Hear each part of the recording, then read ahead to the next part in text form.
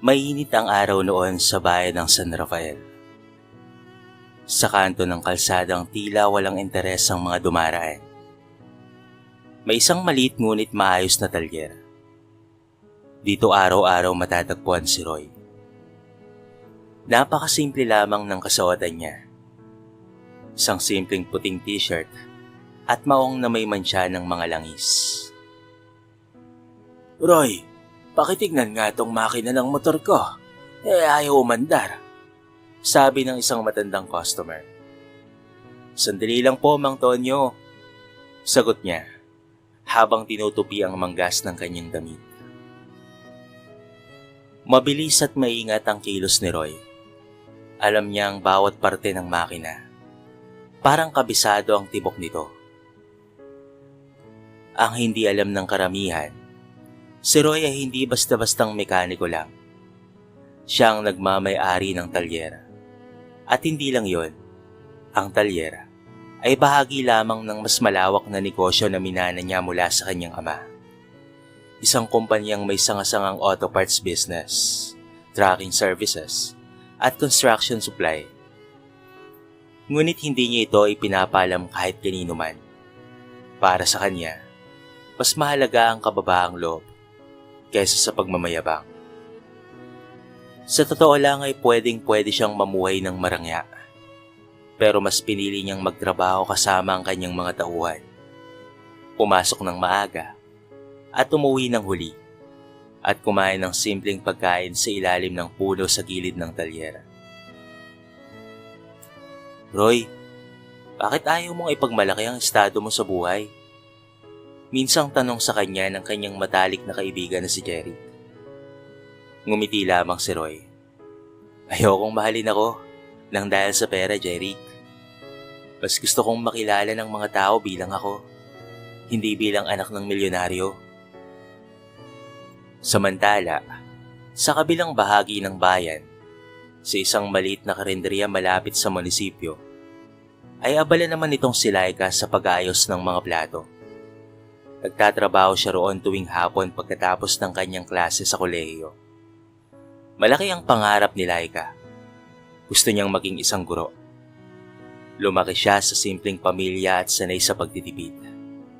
Ngunit may isa siyang kahinaan, ang mahigpit na pamantayan ng kanyang mga magulang. Lalo na ang kanyang ama, si Mang Celso. Para sa kanya, walang silbi ang lalaki kung hindi nakapagtapos ng pag-aaral.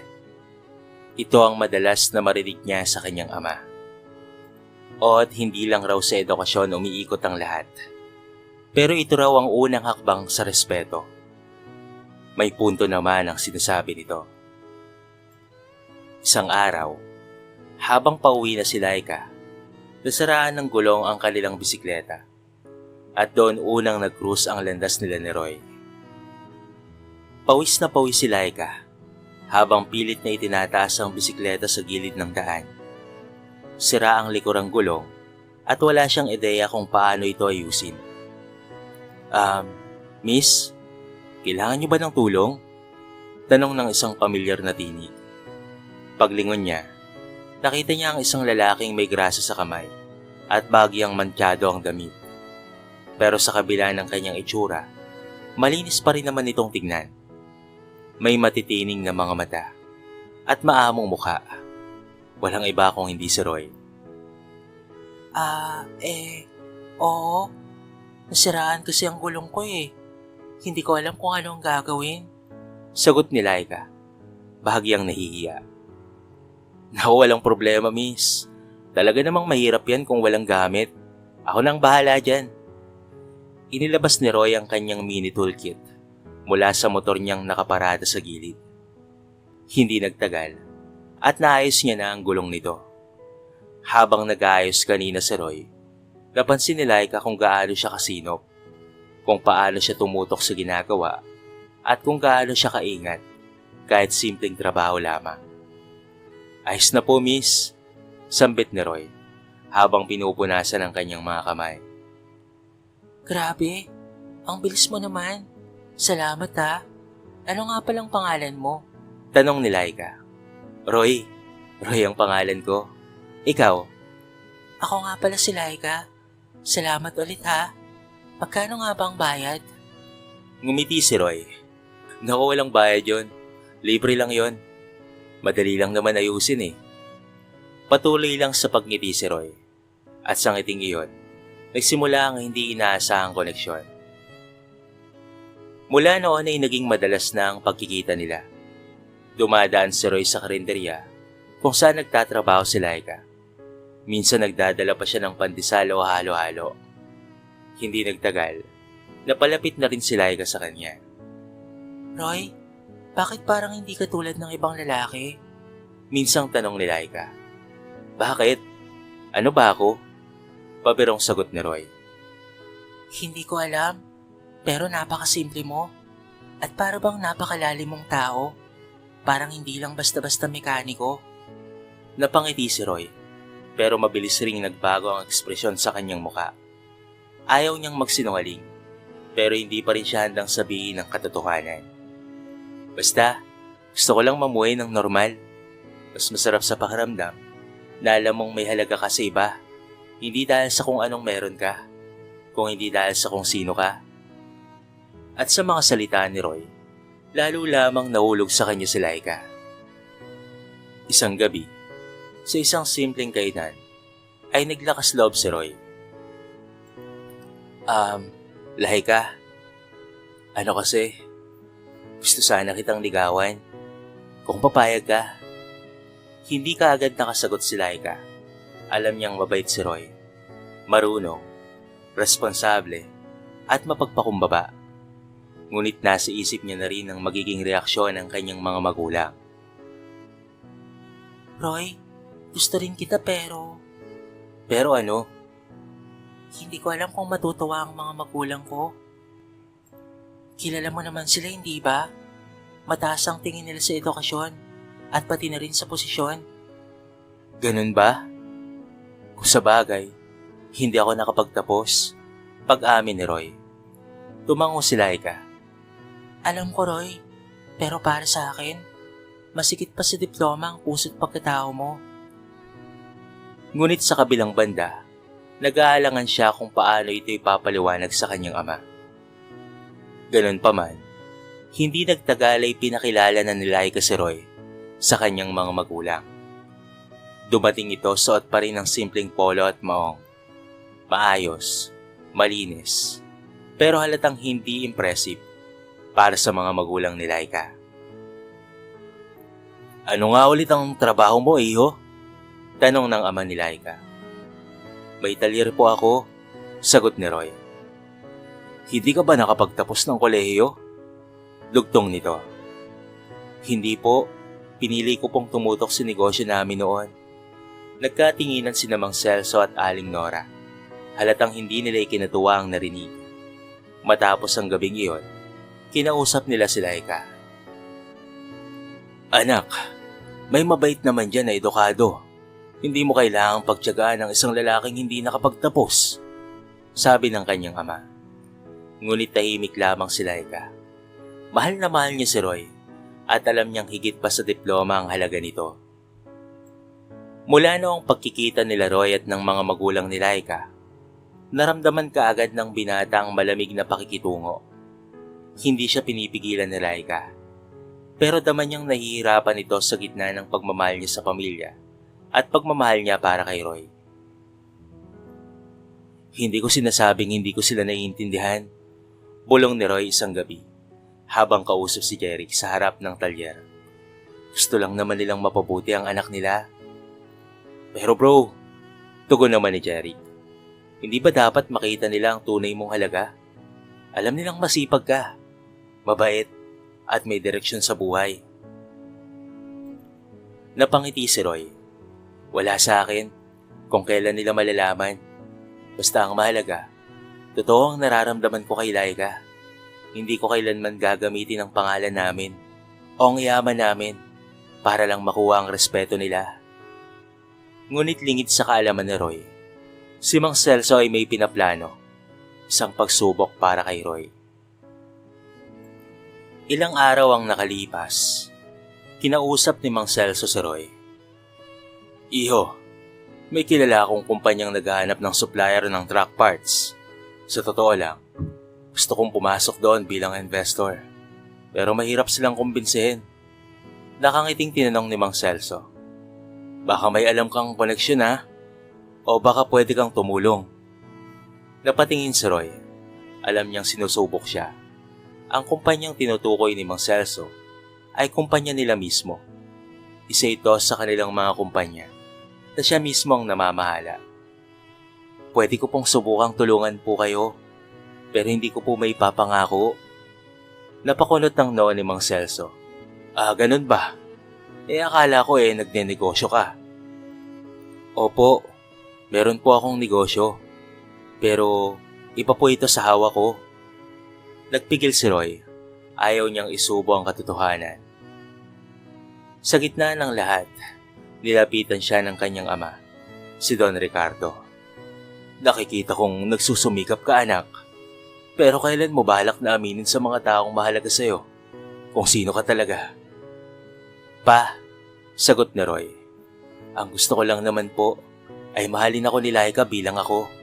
Hindi bilang anak ng isang Don na si Don Ricardo Monteverde. Kapag umabot kami sa puntong yon, siguro panahon na. Napangiti ang kanyang ama. Alam mong kahit kailan anak, andito lang kami para sa'yo. Pero oras na masaktan ka, hindi ko hayaan na palampasin yon. Hindi alam ni Roy kung dapat na ba niyang sabihin ang katotohanan. Ngunit isang kaganapan ang magbabago ng lahat. Isang gabi, habang kumakain sa karinderya, napansin ni Laika ang mga papeles ni Roy. Inusisa niya ang isa. Roy, ano to? Monteverde Group of Companies? Sa'yo to? Natigilan si Roy. Hindi niya inaasahang mabubuking siya sa ganitong paraan. Laika. Oo, aminado ko na sa amin yan. Isa ako sa mga namamahala.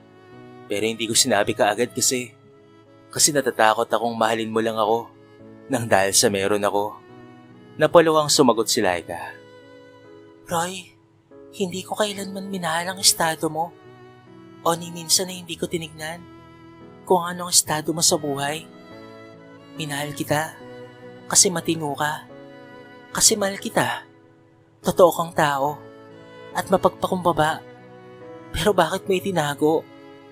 Para masigurado kung ako ang mahal mo at hindi ang pangalan namin o ang kayamanan ko. Pero hindi ako ganong klaseng tao, Roy. Umiiyak na sampit ni Laika. Alam ko, Laika. Alam ko. Kinabukasan, inimbitahan ni Roy si Mang Celso at Aling Nora sa isang opisina para raw sa isang business meeting. Pagpasok nila sa gusaling marangya, laking gulat nila nang makita ang pangalan sa padera. Monteverde Group of Companies.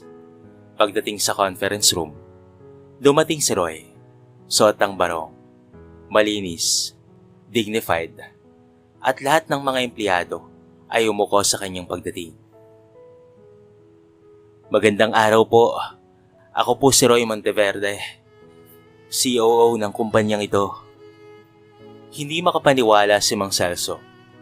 Hindi niya alam kung saan ibabaling ang kanyang tingin. Lalong-lalo na nang lumapit si Roy at sinabing, ang kumpanyang gusto niyong pasukan bilang investor, kami po ang may-ari nun. Napayuko si Mang Celso. Iyo, patawad. Hindi namin alam. Wala pong problema, Mang Celso. Hindi naman po ako galit. Pero sana, sa susunod, hindi natin dapat hinuhusgahan ng tao dahil lang sa diploma o itsura. Napatahimik lamang sa buong conference room. Ang dating mataas na tono ni Mang Celso ay napalitan ng pagkamangha at pagkapahiya. Si Aling Nora naman ay hindi rin makatingin kay Roy. Roy, mahinang sambit ni Mang Celso.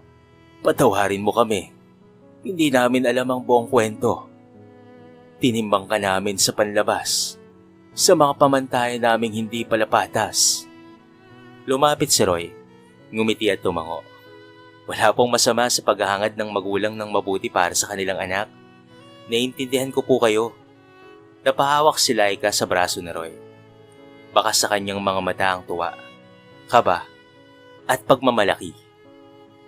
Matapos ang tensyon, nagsimula na ang pagkakaayos. Inimbitahan ni Roy ang buong pamilya ni Laika sa isang salo-salo sa malaking tahanan ng mga Monteverde. Doon nakita ni Mang Celso at Aling Nora na ang mundo ni Roy ay napakalayo sa iniisip nila. Pero higit pa roon, nakita nila kung gaano siya kabuti kahit walang kasamang karangyaan. Ilang buwan ang lumipas. Ginamit ni Roy ang kanyang impluwensya para matulungan si Laika sa scholarship nito. Hindi dahil gusto niyang bayaran ang pagmamahal ng babae, kung hindi dahil gusto niyang suportahan ang pangarap ng babaeng minamahal niya. Naging guro si Laika, isa sa mga pinagmamalaki ng bayan. Madalas siyang marinig na nagsasalita patungkol sa isang taong nagturo sa kanya ng tunay na halaga ng pagkatao. Nagpatuloy sa pamumuno si Roy sa kanilang negosyo, pero hindi na siya nagtatago sa anino. Kasama niya si Laika sa bawat hakbang, sa bawat tagumpay.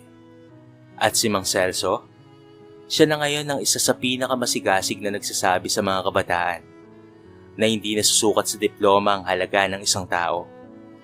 May mga taong higit pa ron, yung may puso, dangal, at malasakit. Hindi nagtagal, ay kinasal na nga si Laika at Roy. Nagkaroon ng 3 mga anak, na katulad nila, na mayroong mabubuting puso. Samantala, sa isang seminar para sa mga kabataang negosyante, tumayo si Roy bilang pangunahing tagapagsalita. Suot niya ang simpleng polo. Hindi barong, hindi mamahaling damit. Nakatayo siya sa harapan ng maraming estudyante. Hindi ako nakapagtapos ng kolehiyo, panimula niya. Pero pinili kong matuto sa buhay, sa negosyo, at higit sa lahat, sa mga taong nasa paligid ko.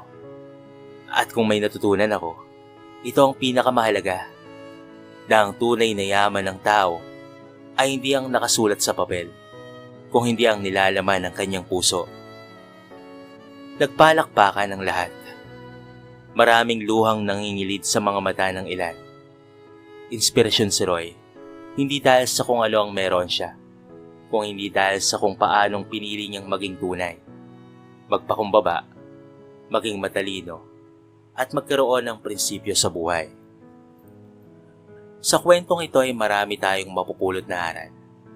Isa na nga riyan, na huwag nating husgahan ang isang tao base sa panlabas na itsura. Dahil hindi natin alam na baka mas nakakaangat pa ito sa atin pagdating sa maraming bagay. Dito na po nagtatapos ang ating maiksing kwento sa araw na ito. Sana po ay nagustuhan nyo. Kayo mga kabarangay, anong masasabi nyo sa ating kwento? I-comment nyo naman sa baba ang inyong mga reaksyon at babasahin natin ang lahat ng yan. Kung bago ka pa lamang sa ating channel, baka naman pwedeng pakihit ang subscribe button at bell notification button para palagi kang updated sa mga bago nating upload na katulad nito. Kung nagustuhan nyo ang ating kwento, baka naman pwedeng pakilike and share. So paano mga kabarangay? Hanggang sa muli, thank you so much and peace out.